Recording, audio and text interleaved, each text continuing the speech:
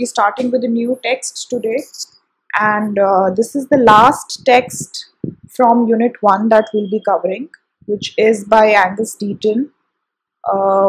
It's a chapter of the book written by him, and the chapter title, as you can see on the screen, is The Well-Being of the World. For those of you who do not know who Angus Deaton is, he's a very famous British-American economist, and he's worked a lot on development economics. This text by him basically talks about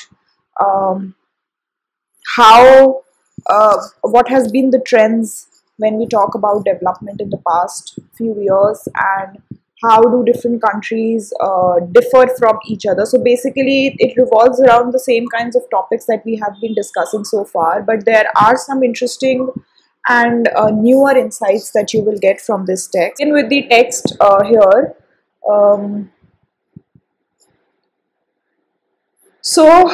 You will find this word getting repeated a lot of times in this text, which is the greatest escape.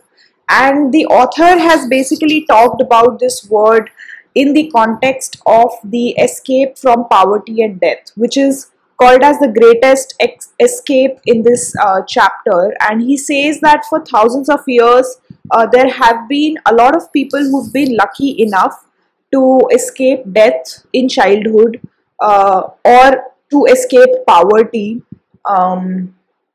building on the Enlightenment, the Industrial Revolution, the germ theory of diseases.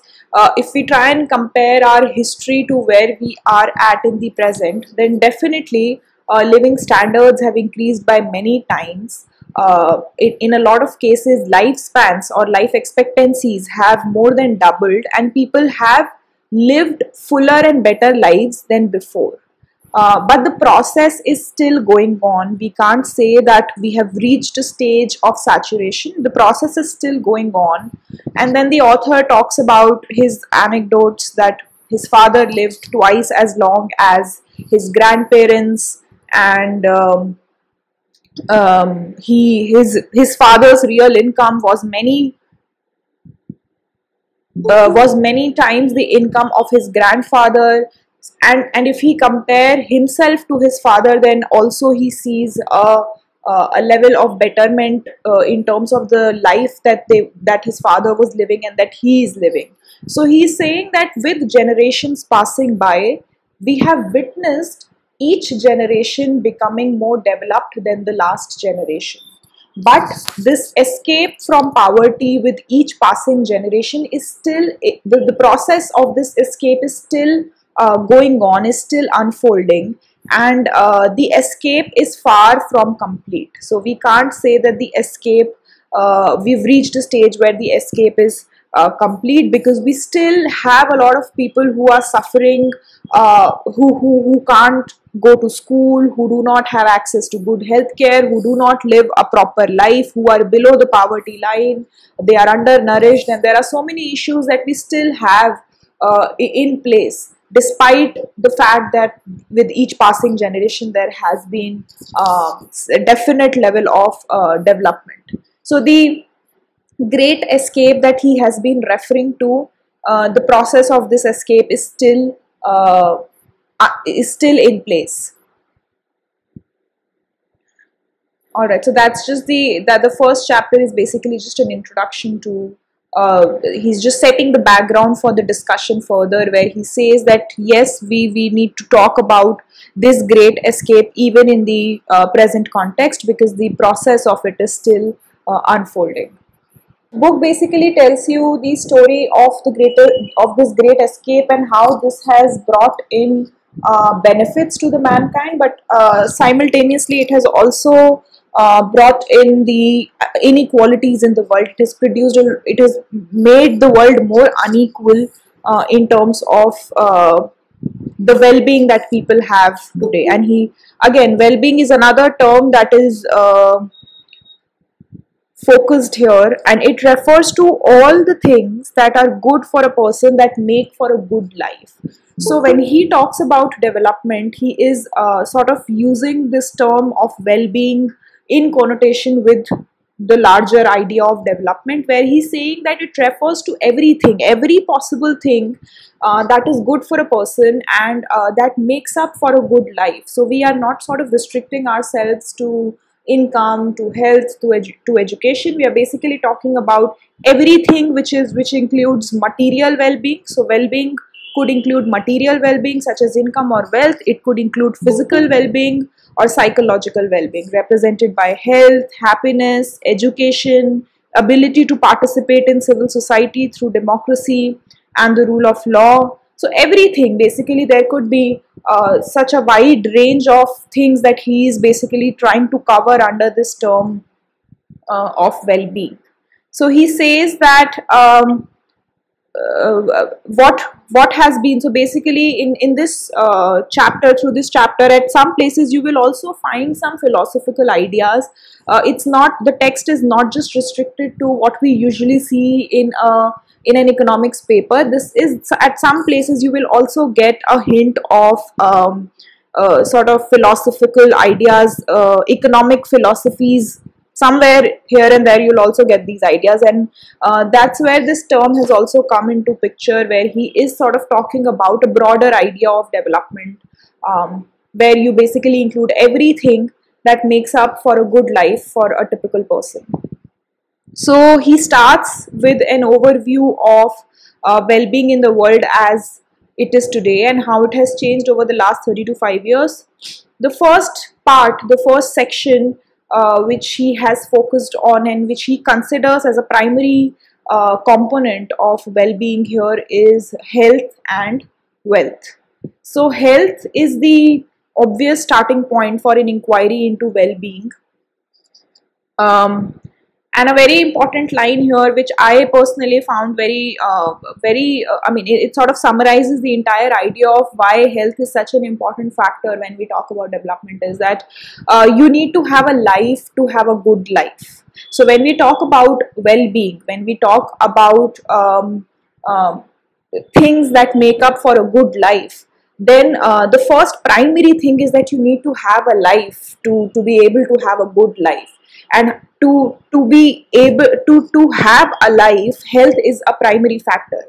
Health plays an important role in making sure that you have a life, and only then, once you have a life, then you can work on aspects and things that can make that life a good life. So health is the obvious starting point for an inquiry into well-being, and poor health or disability among people can severely limit their capacity to enjoy on otherwise good life. So even if you are wealthy, if you have a lot of income but your health isn't well, then that life doesn't become a good life, and you can't really call yourself as a developed person or belonging to a developed community, because even though you have a high level of income around you, you still are not able to enjoy your life, or you can't participate in the community as much as you can do with good health. So health plays an important role in understanding, in making sure that your well-being is good enough.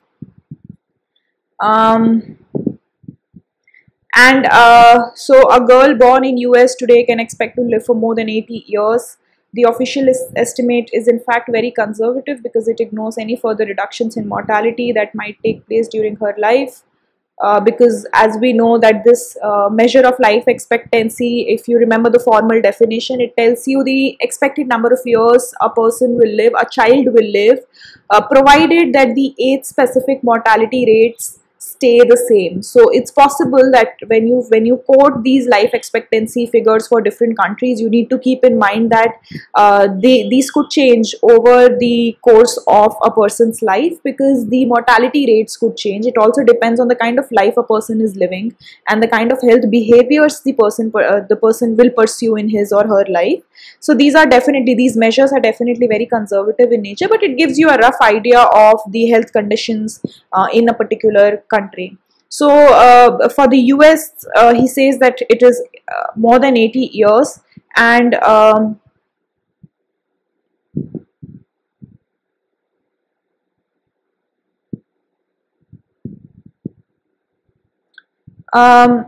Yes, but he's saying, so today this is a scenario for life expectancy, but he's saying that of all the girls born in US in 1910, 20% died before their fifth birthday, and in fact the life expectancy was 54 years in 1910. So it has, I mean, it has, there has been some level of improvements when you talk about life expectancy, when you talk about health, and they're picking up an example of a developed nation, and they're saying that even the developed nations were not as developed some time back, and they have also witnessed an escape from poverty or from these kind of issues such as death, which has eventually fallen with each passing year. So the life expectancy or the mortality rates have fallen even in US if you compare 1910 to the present scenario. Um, so one very important fact that comes out from this discussion is that there has been improvements in health over time. So there has been a trend specific change, a trend specific increase in life expectancy. But if you compare, if you take a cross sectional view of this variable, of this indicator, then you will see that there hasn't really been much improvement. And and why? Because you will still find, even in the present scenario, you will find places in the world where health today is worse than it was in the US in 1910. So there are a lot of places in the world currently where the life expectancy in the present scenario will be less than 54 years, which was the life expectancy in US in 1910. So, for example, Sierra Leone, in which is or these countries which are mentioned here, Afghanistan or DRC or Swaziland, these are countries where 25% of the children will not live to see their fifth birthday. Uh, and their life expectancy at birth is only a little above 40. Women typically bear between 5 to 7 children, and most mothers will suffer through the death of at least one of their children. I mean, even when we talk about development in terms of life expectancy, even for these specific countries, you would see that if you compare these countries over a period of time, you will still see some improvement. So, but if you compare these countries to other countries in the present scenario, then they are not developed. They definitely need to work on their process of great escape much more than these countries which are already developed. So if you take a cross-sectional view of countries in the present scenario, then you will see that there still are a lot of disparities, and we haven't really become uh, as developed from that scenario, from that cross-sectional perspective. But if you compare trends, if you look at the time, if you compare the historical time with the present time, then even the least developed countries have developed, have seen a betterment in the standards of living over a period of time. So a very important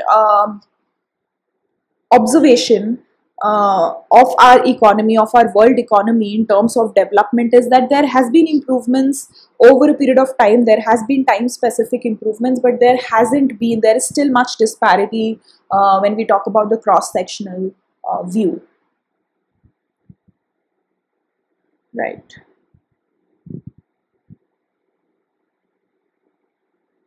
Yeah, so as I said, bad though these numbers are, they are much better than those a few decades ago, even in the worst places where nothing else seems to go right.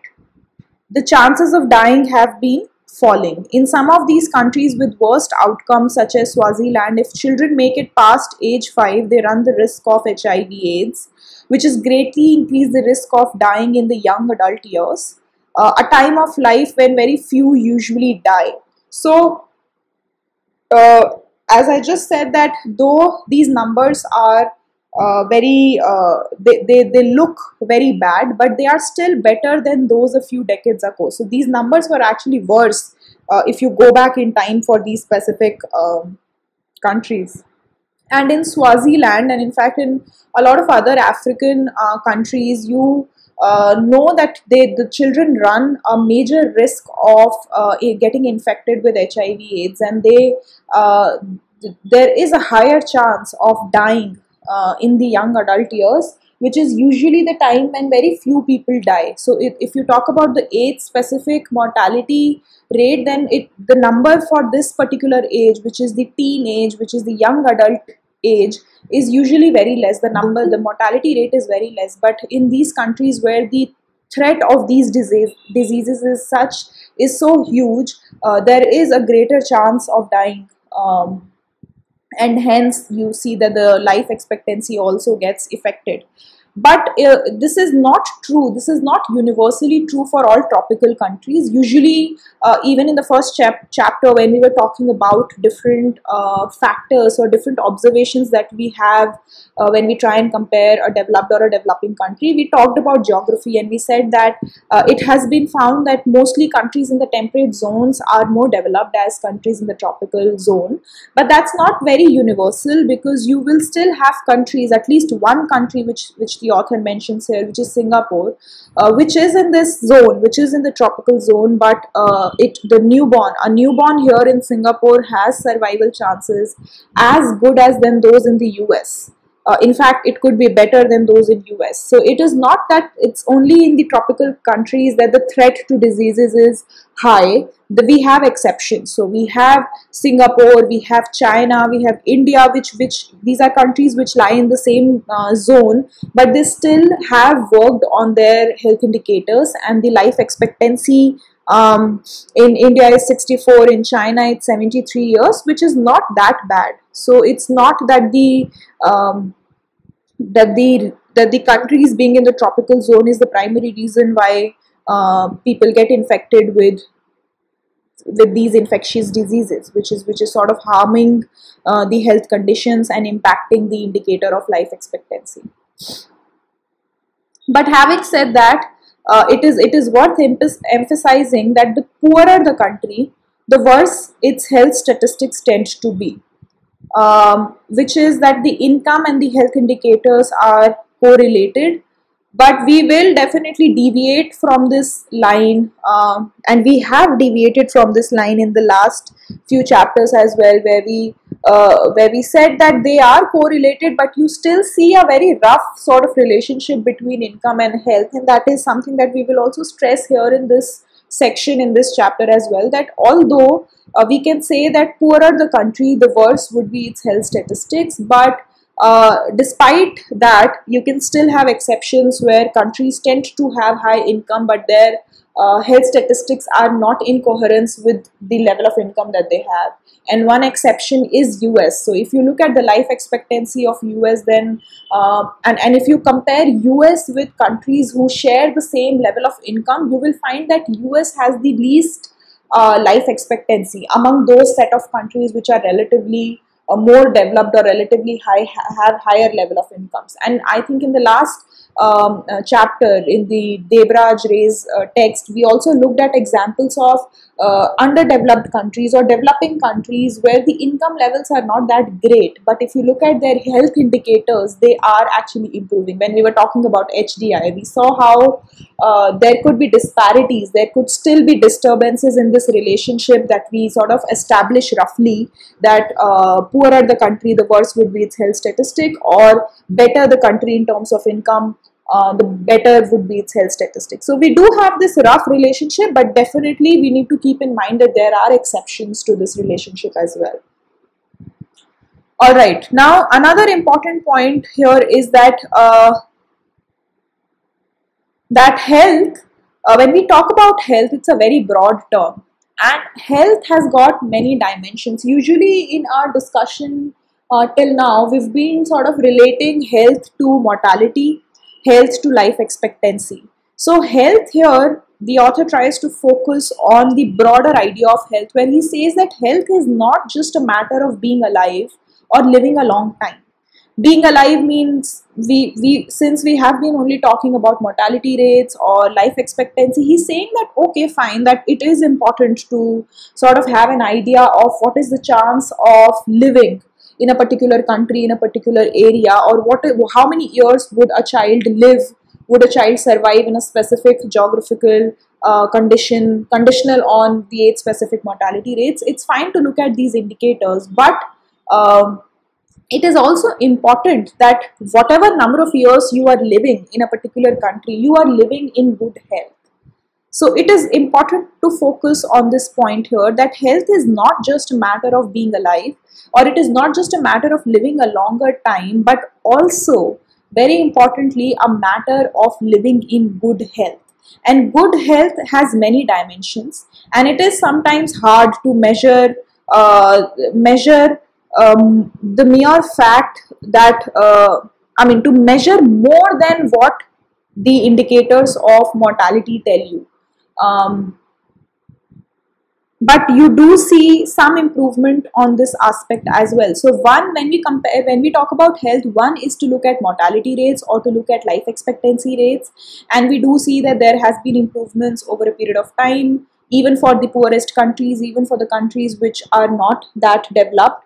But if you look at the cross-sectional perspective, then definitely the countries have a lot more to do. There is a scope of improvement. But when we talk about the other indicators of health, which sort of measures whether people are living in good health or not, we even on these aspects we see some improvements. So the kind of indicators that we usually take to measure good health is disability, whether people are disabled or not. So people in rich countries, they report less pain and less disability than people in poor countries. Disability has been falling over time in rich countries. IQ scores are rising over time. In most of the world, people are getting taller. Those who do not get enough to eat as children, or who live through childhood diseases, often do not grow as tall as their genes would have allowed under ideal conditions.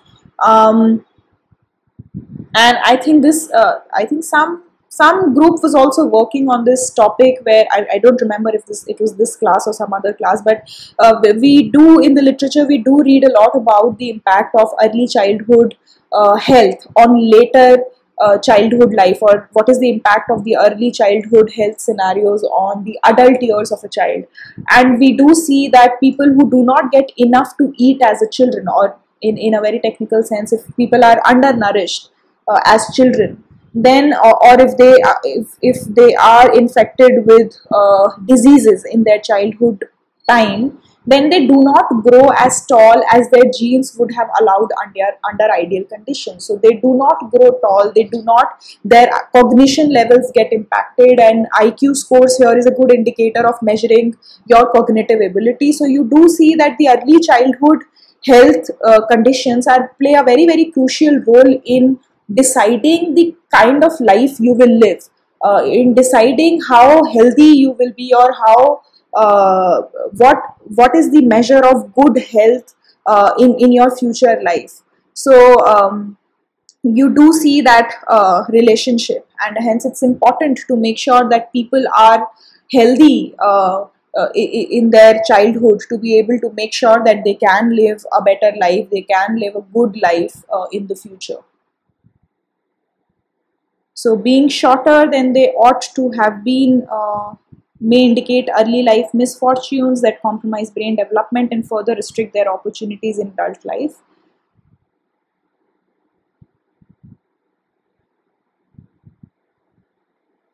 Europeans and Americans are taller than Africans on average, and much taller than Chinese or Indians. Grown children are taller than their parents, and taller still than their grandparents. So when we talk about improvements in health and income, or when we talk about inequalities, when we talk about global improvements or global inequalities, then you also see these inequalities not just on income and health indicators, but you also see the inequalities in people's bodies. So you do see that Europeans and Americans are taller than Africans or Asians.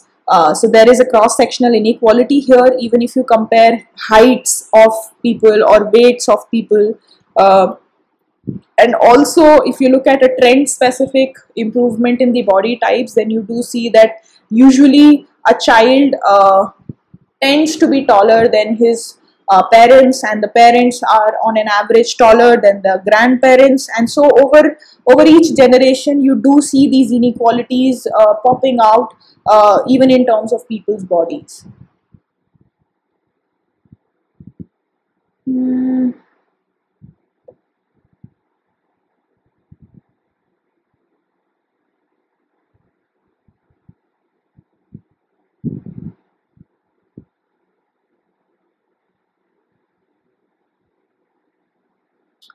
Yeah, so the next couple of paragraphs basically talk about poverty and health, how what is the linkage between poverty and health, and some basic facts which are talked about in this first para. I think we can skip on this, which where we say that Americans are much richer than they were in 1910 or 1945. Um, the countries with the lowest life expectancies today have the incomes that represent a very tiny fraction of American income today. Um, so the first paragraph basically talks about that yes, it's possible. If we just at the first sight it looks that life expectancies of these countries such as Swaziland or DRC is way lesser than America, and definitely in terms of income levels, we see that these countries represent only a tiny fraction of the level of income of US. So there could possibly be a relationship between poverty and health as well. Um, and according to the US census, 14% of the American population was poor in 2009. But the poverty line in US is also much higher, which is around $15 a day. And a very famous some years back there was a very famous discussion on this a particular issue of poverty line as well, where we said that a universal poverty line of $1 a day was calculated, and it was much in debate that in a lot of countries it's unimaginable, but a lot of countries the poverty line came out to be $1 a day. So anybody who survives on less than $1 a day will be called as a poor person or below the poverty line. But if you look at the poverty line for the US, it's much higher than that benchmark line of $1 a day. It's about $15 a day, and it's hard to imagine to live below $1 a day in a country like US. So there will hardly be anyone who will, even the poorest of the poor in the US will not be surviving on $1 a day. But there are a lot of countries where $1 a day is the actual benchmark poverty line. And so the link between life expectancy and poverty, although real enough, I mean, although you do see this kind of relationship, again is far from exact. And again the same kinds of examples that we have looked at in our discussion, where we talk about China, India, which in terms of income, I mean they are growing, but you don't really, I mean they have been growing, but still if you compare them with the most developed countries, then they will not come in those categories. But you do see that there has been improvements in life expectancies, and the life expectancies of these countries are actually similar to the most developed countries as well. um, then other examples which are poorer countries but they are doing well in life expectancy are Bangladesh, Nepal, where life expectancies are in mid 16s. um, so we do, I mean we say that life expectancy and poverty there is some relationship, but the relationship is not an exact relationship, which is something I think that we have been stressing upon since the last chapter, where we also saw some scatter diagrams, and we said that the scatter diagrams show a linear positive increasing trend, but again it's not an exact relationship. We do see some off the line, off the trend countries as well, where the country might not have that level of income, great levels of income, but still is better in terms of life expectancy. All right.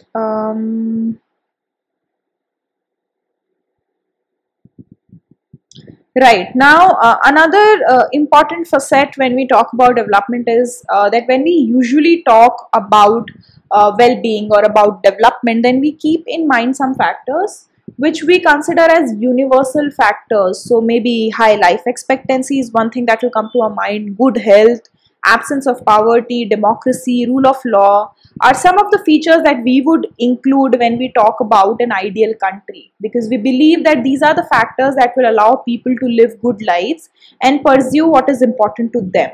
But again, I mean, I told you in the beginning of the text that there will be some philosophical ideas that you will find here in this chapter, where, and one of them here is brought along, which says that without asking people, we do not know exactly what they care about. Although we have been talking about life expectancy, education, poverty, the rule of law, or the importance of institutions in governing whether a country is developed or not, but it is also important to ask these people. We are basically talking about development of people living in a specific country, but do we have an idea of what people think about when they consider themselves as developed or not developed? So it's possible that some people might trade off health and income, or we do not know the extent to which these things would matter to people in the country. So it is again a debate between few sets of economists, where they try to understand development from the perspective of these factors, which are the universal factors that we have sort of established now, such as health, education, institutions, population, and so on. And the other set of economists are talking about the assessment, about the self assessment of development for each individual. So asking people whether they consider themselves happy, whether they consider themselves developed or not, is another dimension, is totally a different level, a different purview of looking at development. So self assessment is another important aspect of development. And it is true that people sometimes are capable of adapting to what might seem intolerable conditions. So to us, as an external person, it might seem that these conditions are intolerable, and we might classify them as underdeveloped communities. But it is also important to understand what people think about their environment, because sometimes people are capable of adapting to these kind of conditions, and maybe if they are not exposed to what the world is, if they do not know how the world looks like beyond their environment, beyond their community, then they might not even think that they are not developed. So it's important to assess, and it's important to choose one of these sides of measuring development, that whether development is about income, health, wealth, education, poverty, all of these indicators, or whether development is about understanding what people think about their environment, what people think about their conditions. um, so perhaps they can extract some happiness or live a good life in places where mortality and poverty are common. Poor people may report, if you ask poor people, then they may report that they are living good lives even in the most difficult conditions. And rich people who seem to have everything may feel that their lives are deeply unsatisfactory. So the author is just trying to focus on the other side of development, where self assessment is considered as a primary source of development, where asking people is important, where you might see probably some different level of results. If you try and look at the self assessment of people in terms of how developed they are, then you might get totally different results to what we have been discussing so far. So maybe poor people report that yes, they consider themselves happy, they consider themselves developed, and it's possible that the rich people may give you the opposite results. But in our usual traditional discussion, we have been talking about inequalities, and we have been putting the rich people, we've been putting higher level of incomes at a much greater height as compared to the ones who have lesser income. But this sort of paragraph tells you about how it is also important to bring in that aspect of self-assessment.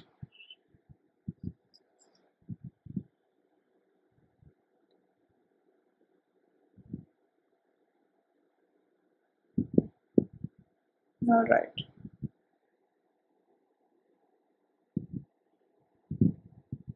But having said that, I mean, as I said, that there are few economists who have their faith in this sort of measurement process where asking people is considered important. But then the usual traditional discussion is merely focusing on the kind of discussions we have been having so far, where we still want to measure well-being in terms of opportunities that people have to lead a good life rather than what they themselves make of their life. So, a poor man who's happy and adaptable does not detract from his poverty any more than the misery or greed of a billionaire detracts from his wealth. So, the usual discussion have been on how healthy, how wealthy, how educated a person is to be classified as a developed person. We still want to sort of restrict ourselves to that stream of development, and a focus has been on what Amartya Sen calls capabilities, leading to an examination of freedom from deprivation in terms of possibilities that are opened up by objective circumstances rather than what people make of or feel about. So Amartya Sen is a major propagator of the idea of capabilities, where he feels that measuring well-being or measuring development has to be in coherence with how capable a person is, how free, how liberalized a person is from any kinds of deprivation. So basically, the kind of possibilities, the kind of exposure that a person has needs to be widened out. There doesn't need there shouldn't be any kind of restriction on the kinds of possibilities that two different people have.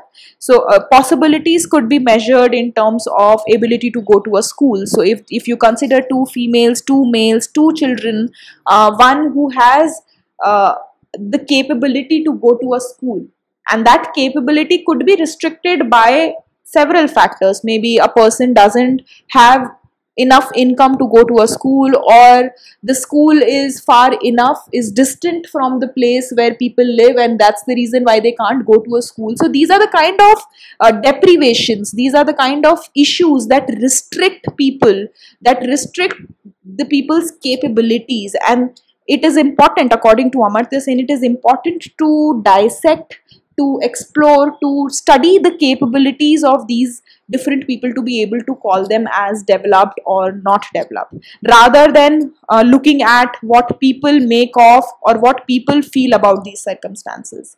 So Amartya Sen wouldn't sort of believe in the idea of self-assessment, where just asking people how developed they are would sort of give you an indicator of development. But having said that, there are certain economists who do believe in the idea of measuring people's or assessing people's level of development by self-assessment. And the example here is, one example is also given here, Richard Lavard, who says that self-assessed happiness is the only thing that is important. That good circumstances are good only insofar as they promote happiness, and that bad circumstances are not bad if people are happy in spite of them. So these are basically two opposite sides of measuring development. One which believes in the traditional idea, believes in the freedom from deprivations, which is propagated by Amartya Sen. The other is more philosophical in nature, where people say that assessment of well-being has to be self-assessed, and if people feel that they are happy even if the circumstances are bad, then they shouldn't be really called to be in a bad circumstance, because people have well adjusted to these circumstances. So I mean, it might be interesting to sort of have your own opinion on which side of this debate do you feel more inclined towards, which is life expectancy and income in the world. So we have actually looked at this scatter diagram in the last chapter as well. But in this here we will get more ideas and more discussion on this relationship between life expectancy and income. So in this next figure here, you see these circles varied by size. I mean, there are some bigger circles, there are some smaller circles, and you see that each circle basically represents a country. And on the x-axis, you have GDP per capita, which is measured in 2010, but they are adjusted for 2005 US dollars. So they are basically PPP adjusted GDP values, GDP per capita values on the x-axis, and then on the y-axis you have life expectancy at birth for both sexes included. So you are basically including both male and female life expectancy in 2010. So this is a comparison between GDP per capita, which is an indicator of standard of living or an indicator of income, vis-a-vis life expectancy, and we try and see what is the kind of relationship, and we try and understand this relationship in detail here. And the size of the circle, the area of the circle is proportional to the population size. So the larger the population for a country, the larger will be the area of the circle. So you will see here that the bigger circles are for China. This one is for China, this circle is for China, this is for India, this is Russia, you have US here. So you see that the most populous countries are represented by the largest circles, then you have these smaller circles which are represented for the population for these different other countries. So you're basically looking at 3 dimensions. It's a 3-dimensional figure here. You are comparing population, life expectancy, and GDP per capita all together. Alright. So you do see that there is some kind of positive relationship, but this looks like a more concave kind of figure, curve, which has a greater slope in the beginning, but it tends to flatten out as you move to higher levels of income. I think we can miss out on this section. This basically talks about the difference between GDP and GNP. I'm sure you are well versed with the difference between GDP and GNP now. Alright, so this graph, an important feature of this graph is the hinge point, which is near China, where the curve begins to flatten out. This hinge point here marks the epidemiological transition. For countries to the left of the transition, infectious diseases are important causes of death, and many of the deaths are among children, so that in the poorest countries about half of all deaths are of children under the age of 5. After the transition, we move to rich countries where child death become quite uncommon, and most deaths are of old people who die not from the infectious diseases but from chronic diseases, the most of which are heart diseases or cardiovascular diseases.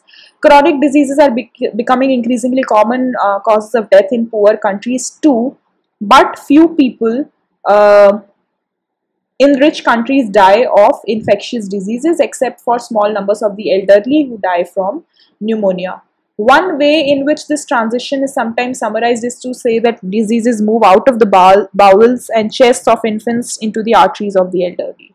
So this paragraph here basically summarizes this graph, that you do see some upward kind of trend, but this upward trend is flattening out as you move to the richer countries. So since the x-axis represents the GDP per capita, you are basically moving from a poorer country in terms of income to a richer country in terms of income. And you see that in the initial phases, for the initial increase of GDP per capita, you see that the slope of this curve is very high. It's almost vertical initially, and then it starts flattening out. And this point here is called as the hinge point in the paragraph, where this is basically the point where the transition, after which the transition starts to happen. So you move from a steeper curve to a more flatter curve, which basically sort of represents that the initial increases in income are more crucial for the indicator of life expectancy. And the reason also lies in the kind of diseases that people have. The causes of death are quite different in a poor country as compared to a rich country. So in poor countries, you usually have a threat of infectious diseases. such as we just looked at one example of Swaziland, where we said that children deaths are mostly because of the threat to HIV/AIDS, and there could be numerous kinds of diseases that poorer countries usually have, and these are mostly infectious diseases. And as income increases, the tendency of the childhood deaths tends to fall. If you can relate this to the demographic transition that we did in the first chapter, it's more or less the same thing, that as income increases, we see that the death rate tends to fall. And the diseases and the deaths, the distribution of age in terms of death is also important. It identifies whether the death is more natural or more age specific in nature, or whether the death is happening because there are poorer health infrastructure systems, or whether where there is a threat of infectious disease. So it is also important to sort of understand the distribution of death.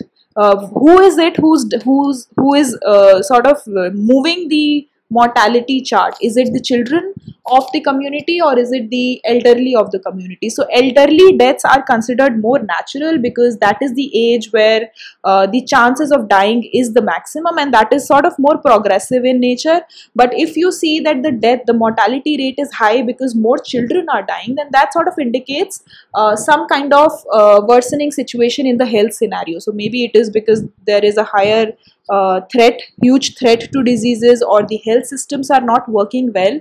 But if the major proportion of mortality is because of elderly people, then that's something that's more natural, and you really can't put the blame on the health infrastructure, or you can't really say that the country isn't doing well to protect its community, because if elderly people are dying, then that's sort of the kind of demographic transition that usually occurs for a person in a specific lifespan. So the author says that in poorer countries, here in this set of countries whose income level is lesser, the deaths are mainly distributed in the lower age groups. So children are dying because of the pressure of infectious diseases. And as income increases in these countries, you see that there is a steeper change in life expectancy, because with better income we expect that the government is also probably focusing more on health. If people have higher income, then they have the capacity to spend more on their health, and hence eventually we see that the threat of these diseases tends to fall, and which leads to fall in the death rates for the lower age group people, the children or the young adults of a community. So this is the hinge point, which represents this epidemiological transition as well. So as you move from this point to the next point, where you move to higher income categories, you see that the change in income doesn't lead to a lot of change in life expectancy. So as you move to this category of high income nations, then an extra level of income, an extra increase in income doesn't really change the life expectancy to that extent, because the curve tends to flatten out, which sort of represents that if suppose elderly people are dying in a population, then even if your income is increasing, even if your health infrastructure is well in place, you can't really control the deaths of this particular age category, because that's again very natural to occur. So the kind of distribution of diseases also move from diseases which could be controlled, diseases which could be blamed for worsened health conditions or worsened health infrastructure, to sort of diseases which are not because of bad health infrastructure, which are more natural in nature. So the last line here, as it summarizes well enough, that diseases move from the bowels and the chest of the infants to the arteries of the elderly. So the life expectancy and income are positively related, and it is important to think. It is important for thinking about the worldwide distribution of well-being, as health and wealth are the two most important components and the graph shows that they generally go together. So as income increases, you do see that there is an increase in life expectancy. But having said that, you have few countries here which are off the curve as well. So there are countries like South Africa here, if you notice, which doesn't lie on this trajectory, which doesn't lie on this curve at all. So going by the same argument that there is positive relationship between income and life expectancy, but there could be exceptions as well.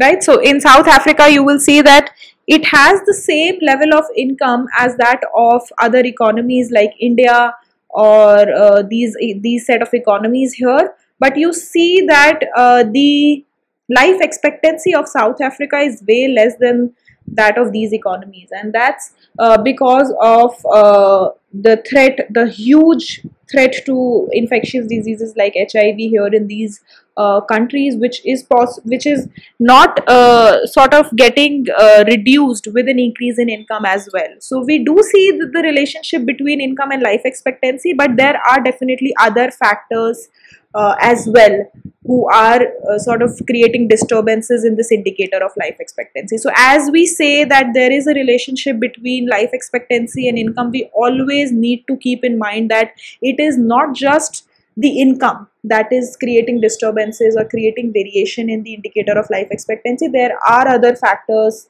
in place who are creating disturbances in life expectancy, and that's the reason why you see these cases of exceptions here, such as South Africa, which shares the same level of income but very high differences in terms of life expectancy. So we always have to keep that point in our head, that there is a relationship between life expectancy and income, but there can still be exceptions, which sort of indicates that income is not really the only factor that's disturbing the life expectancy, or that's explaining the change in life expectancy.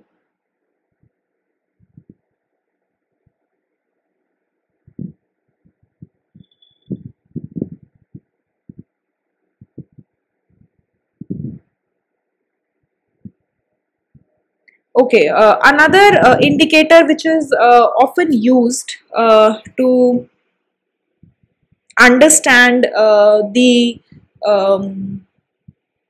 to understand health and wealth together is the measure of lifetime income. So you sometimes combine the life expectancy and income by multiplying these two indicators, and that gives you a measure of lifetime income. So you're basically saying that if you are living for a larger number of years, for a higher number of years, then your income is more important. It becomes more important. So you're basically, if life expectancy is high, then lifetime income will also increase. So it just shows you that an extra year of life is valued by the income of the recipient. So a year of life of a rich person is worth more than the year of life of a poor person. So by this measure, you sometimes want to just look at the impact of both the indicator of health and the indicator of wealth together in this measure of lifetime income, and it sort of tells you that if life expectancy is high, this lifetime income will be high, and it is just telling you that an extra year of life of a rich person is valued more than the extra year of life of a poor person. Although this is not a very useful measure, and sometimes it is also ethically unattractive because for the obvious fact that it sort of creates a bias in the valuation of lives of a rich and a poor person. But it illustrates the effects on the gaps between countries. In Congo, for example, per capita income is estimated to be about 3/4% of that of US, and life expectancy is less than 2/3 of that of US. So the average lifetime income in the US is more than 200 times the average lifetime income in the DRC.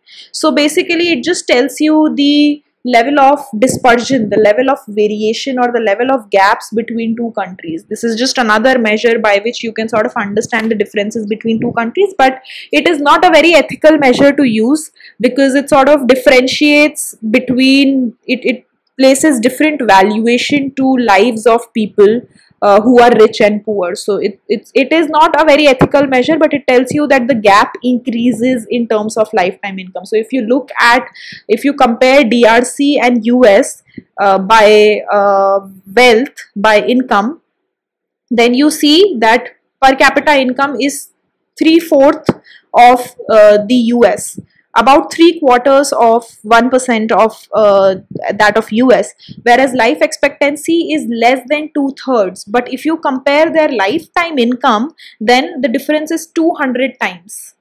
So, if you just look at the differences between DRC and US in terms of health or in terms of wealth, then they are not as significant. But if you combine these two, if you combine life expectancy and income together, then the difference becomes huge.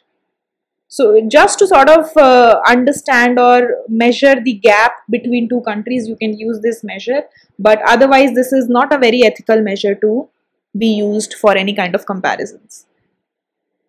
Now, what the figure does not establish is that it is higher income that causes better health. So it is important to focus on this word here, which is cause, because whenever you sort of put these points on a plot, you can, at max, you can only say that there is some kind of relationship between GDP per capita and life expectancy, that as GDP per capita increases, the life expectancy also tends to increase. But by no means you can say that it is the GDP per capita that is causing life expectancy to increase.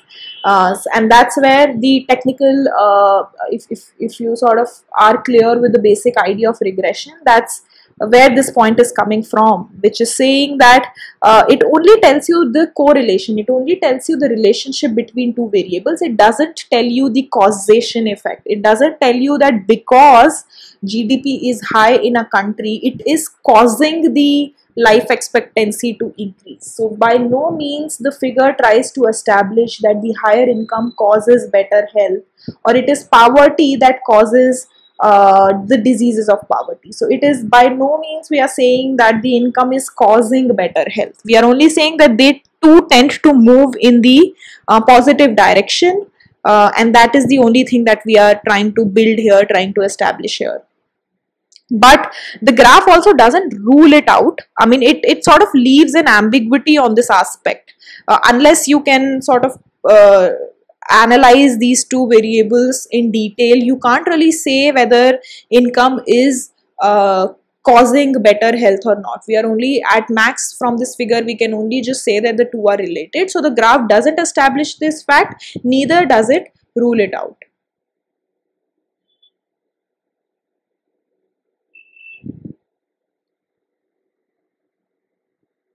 As I said that income is important, as definitely you see a positive relationship, but it is not the only factor that is important for improving health, because improving health also requires better nutrition, you require better hygiene, better sanitation, and that's also true that for all of these factors you would need money. So for better nutrition or better sanitation, the government would need money to build these infrastructure in place, or to make sure that even if people have more income, then they can focus on their nutrition and sanitation and hygiene, which will eventually lead to better health outcomes.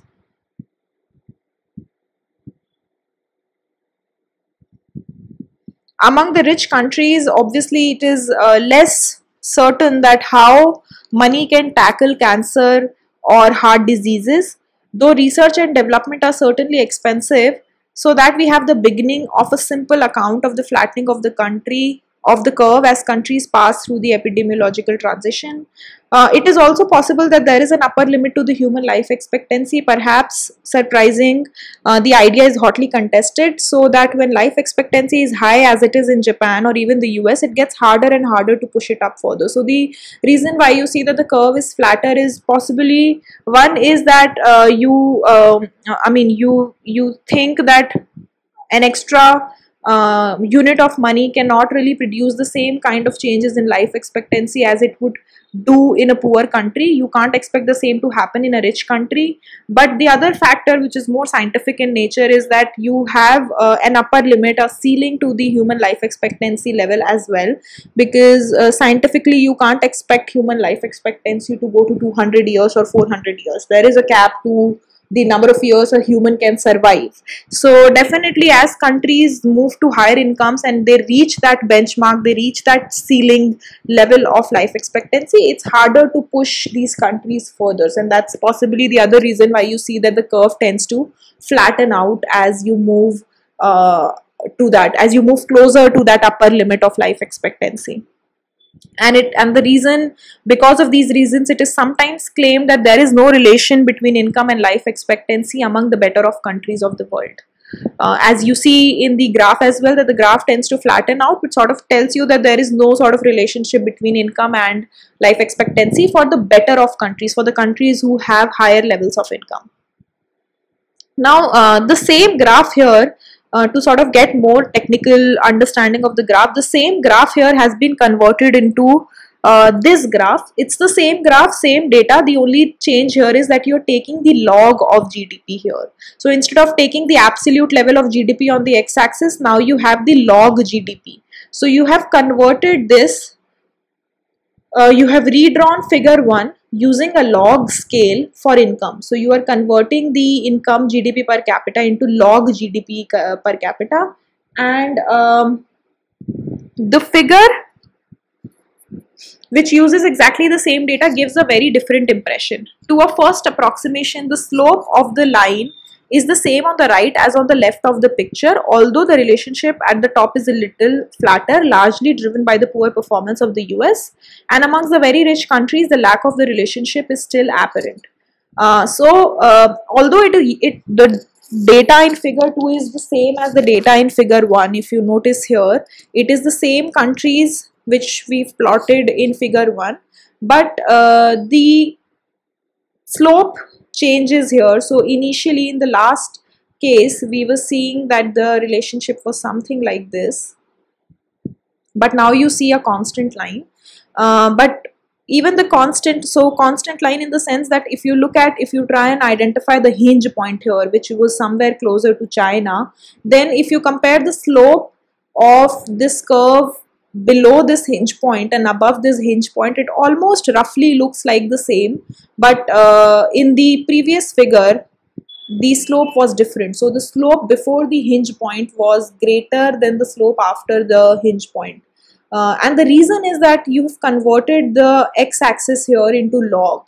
So now the definition of the slope also changes. So the slope basically becomes this. You know that for a typical graph, the slope is usually the change in y with respect to the change in x. In the previous graph, it was the change in life expectancy with respect to the change in the per capita GDP. But now you have the change in life expectancy. The slope is the change in life expectancy to the change in the log of income, and that turns out to be more or less constant below and above the hinge point. And how do you interpret this is, so you are basically talking about a percentage change in income now, because you're talking about the log of y. And if you look at the slope here, it sort of becomes, in terms of, I mean, if I put it in a more technical sense, then it becomes the differentiation of derivative of life expectancy with respect to the derivative of log y. So you are basically saying that for a percentage change in y, percentage change in income, y here represents not the y-axis but GDP per capita. So it represents income here. So you're basically saying that what is the change in life expectancy for a proportional change in GDP per capita or for a percentage change in GDP per capita. And it turns out that it is the same for countries below the hinge point and for countries above the hinge point. So for much of the world, proportional increases in income are associated with same increases in years of life, which means that if So you're basically saying that if income increases by say 2% for a specific country, for a country X, if income increases by 2%, then this graph indicates that the life expectancy will also increase by 2 years.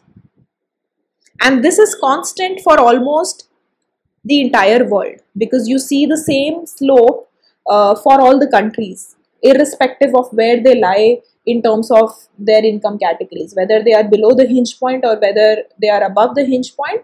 The slope is the same in the second graph, and the second graph basically represents this kind of relationship, that if the income increases by 2%, then the life expectancy will also increase by 2 years, and this relationship is the same for almost the entire world. For much of the world, the proportional increases in income are associated with the same years in life.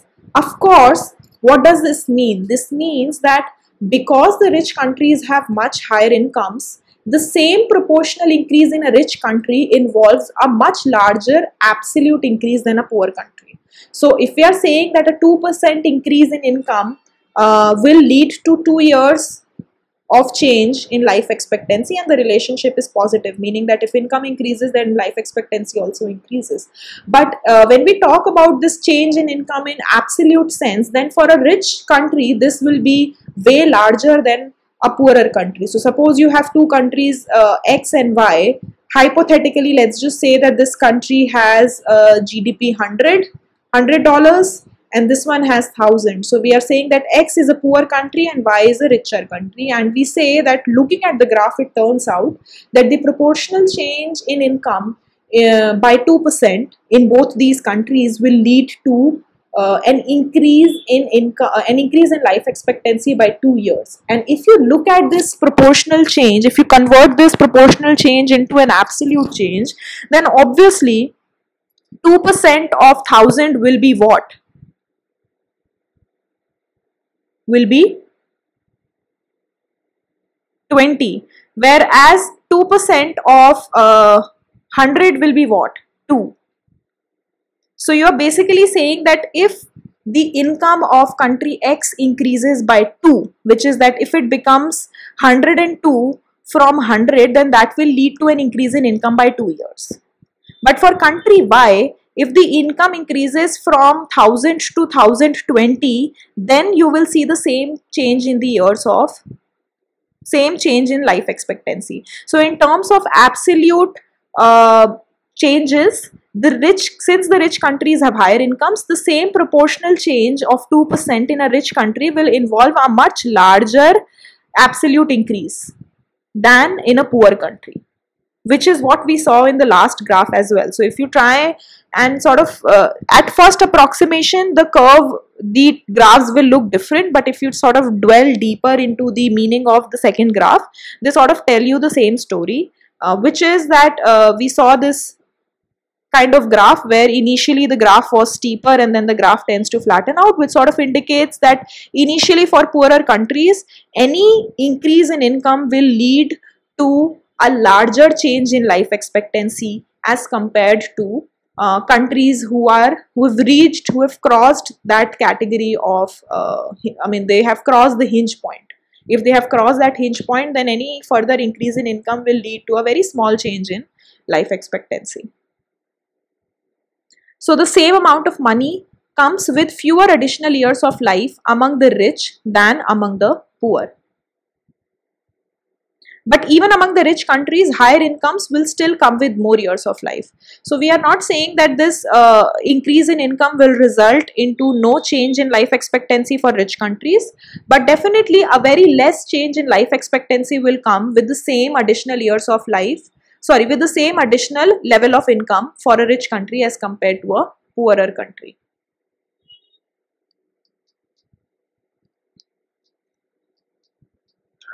All right. The stories of the countries off the curve are as important as the stories of those that are on it.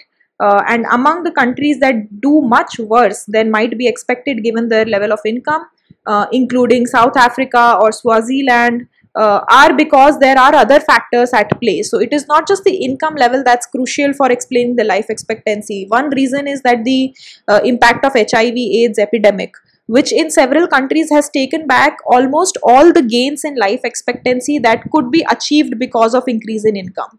And that's the reason why it's important to keep into consideration these other factors as well when we talk about life expectancy. So we just saw in the previous graph that although South Africa shares the same level of income as that of other economies such as India and other smaller economies which we saw in the previous graph, but if you compare the life expectancy, then the life expectancy of South Africa is much lesser than India. And the reason being that not just the income but the threat of diseases like HIV/AIDS is leading to a fall in the life expectancy. All right. Russia is also another of the large poorer performance. It is a country where life expectancy has decreased rapidly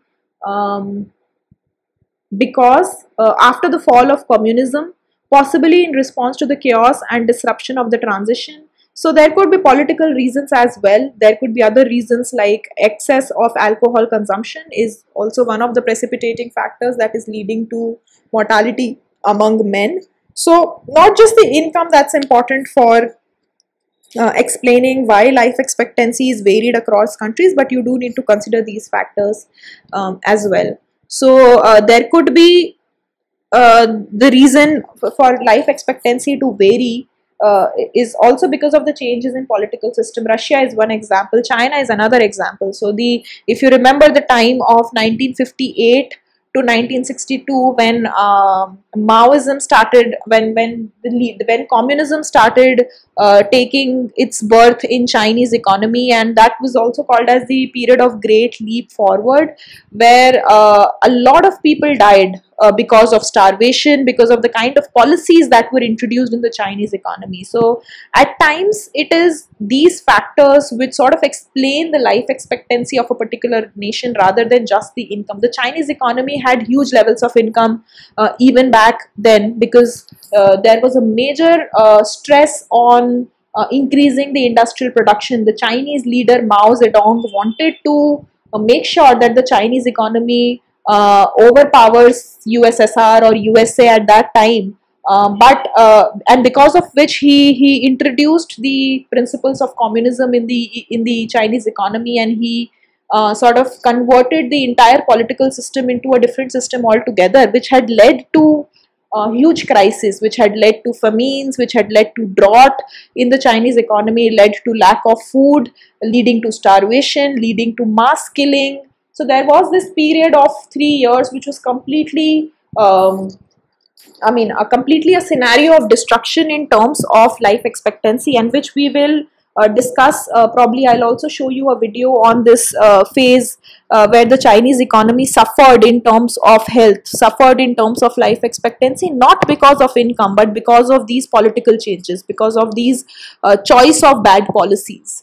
So, it's also important to look at these external factors, these extra factors when we talk about life expectancy.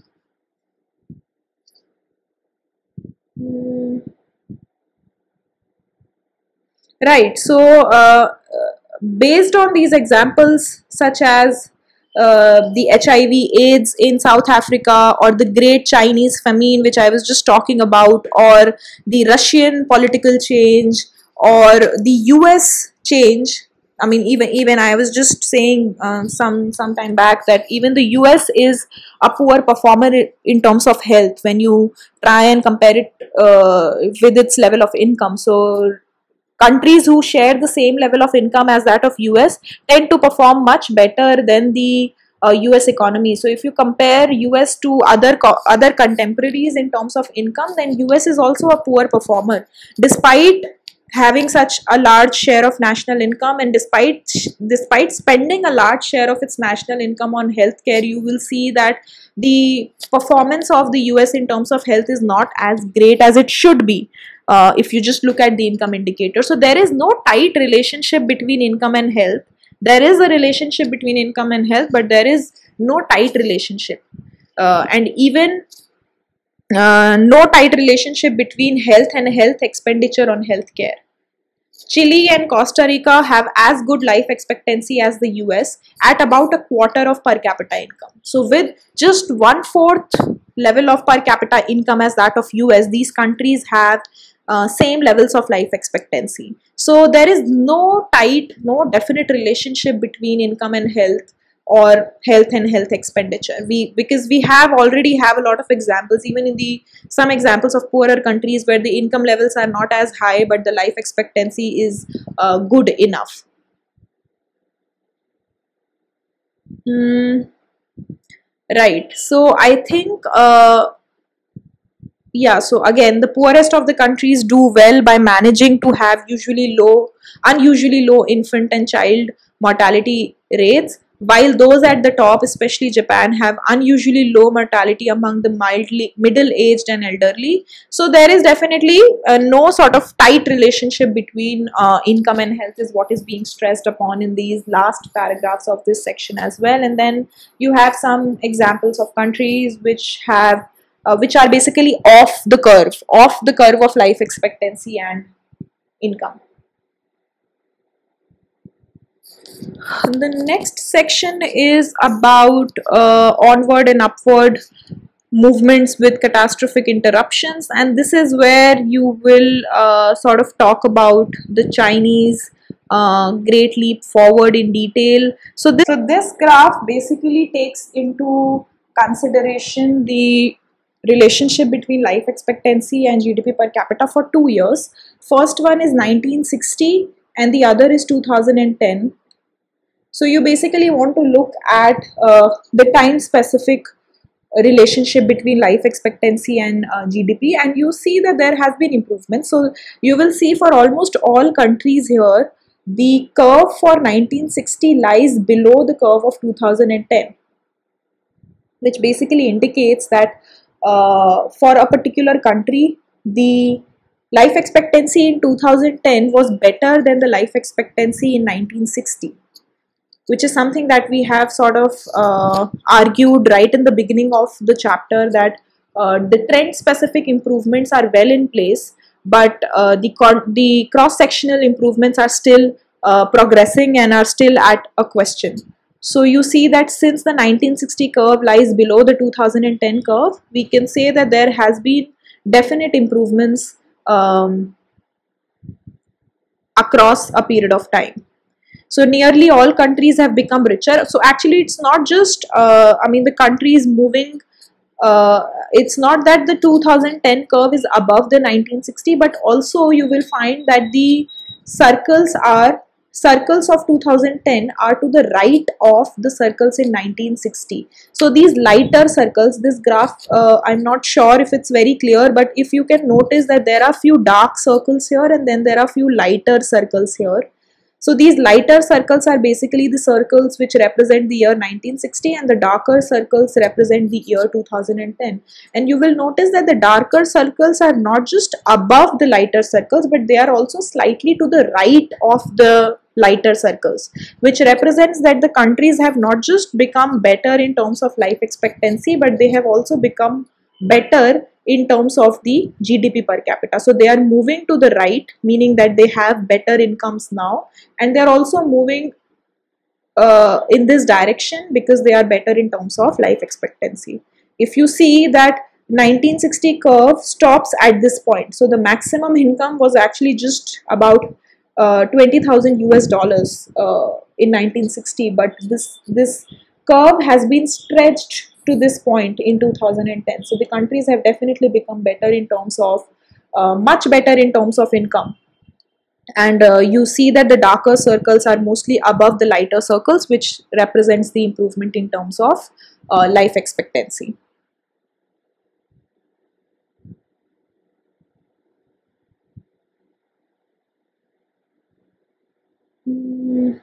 All right. And again, in spite of overall progress, there have been disasters. One of these disasters, if you compare 1960s to 2010, one of these disasters is the Chinese disaster, which was the period of Great Leap Forward, where deeply misguided industrialization and food procurement policies had led to the death of around 35 million people who have died because of starvation. Um, so Mao Zedong and his fellow leaders were determined to show the superiority of communism, and they wanted to basically overtake the production levels in Russia and in Britain. They wanted that the Chinese economy should produce as much or maybe more than what they were producing in Russia or Britain. And that is what Mao wanted to show to the world, and he introduced this principle of communism in the country, because of which outlandish production targets were being set, and that created a situation of turmoil in the Chinese economy. You still will have a lot of people in, I mean, it's sort of everything has two sides to it. So there are some great supporters of Mao, because actually, I mean, if you look at this period of Great Leap Forward, it was actually doing very well in the initial phases, but because of the poor strategy and the poor implementation of the policies that Mao was introducing back then, it led to a situation of catastrophe and turmoil later on. So if you look at the 1958-59 period, you will see some improvements, because free food was being distributed. There was a system of food canteens being set up in the rural areas where people were offered food for free, but at the same time privatization was stopped. Rural farmers who had piece of some land, they were being taken by the state, and these lands were converted into state controlled lands, or they were converted into communes where everybody together will work and produce food, but the food was not being allocated. It was not being owned by a particular farmer. The food was basically being distributed amongst everyone. So that was the system of communism that was being introduced, and that led to some improvements in the initial years, but led to a complete turmoil in the later years, killing a lot of people in the country. So rural communes, a totalitarian system was being maintained by the Communist Party of China. Rural communes were expected to exaggerate their output, further inflating the already attainable procurement quotas and leaving nothing for people to eat. So what was happening in Chinese economy at that point of time was that the stock of food was increasing. There was a lot of production of food that was occurring, but there was nothing for people to eat, because all of this food was state controlled, and the state wanted to export this food to the global economy so that they can earn more income and further produce more industrial output. So the whole idea of taking out the food and exporting it to the global world led to starvation, led to killing of people on a large scale in the Chinese economy at that point of time. And again, restrictions on travel and communication prevented the world from getting out. And obviously, even if people were distressed, people were not comfortable in the kind of setup that was being introduced in the Chinese economy, they were not allowed to move out of the country because of strict restrictions on people moving out, and penalties if there was any kind of dissent that people showed. And that's something, I mean, if you look at the Chinese economy now, you still, I mean, you can't really compare it to that period of 1958, but you still see that there is a lot of restriction on the Chinese economy even now. But the probably the kind of shift has occurred, and now the restrictions is more on the flow of information. So initially the restrictions were on a lot of things, but now the restrictions have definitely relaxed. But having said that, there is still some kind of control, some kind of state authority in the Chinese economy that you do not really have a lot of, and that is specifically happening on the flow of information. So initially it was the flow of food products or the flow of industrial production, but now it has converted into flow of information that the Chinese economy is controlling. The state is controlling in the Chinese economy. So again, this period of 1958 to 1962 might have led to an increase in income for the Chinese economy, but if you look at the life expectancy or the mortality rate, it sort of created, the Chinese economy was in a bad shape. So when we talk about the relationship, these are the kind of exceptions that we need to consider, and often a lot of times these kind of policies lead to bad results. So this is one of the examples of a disastrous policy that led to results that led to a situation of destruction of the entire economy in terms of the health conditions.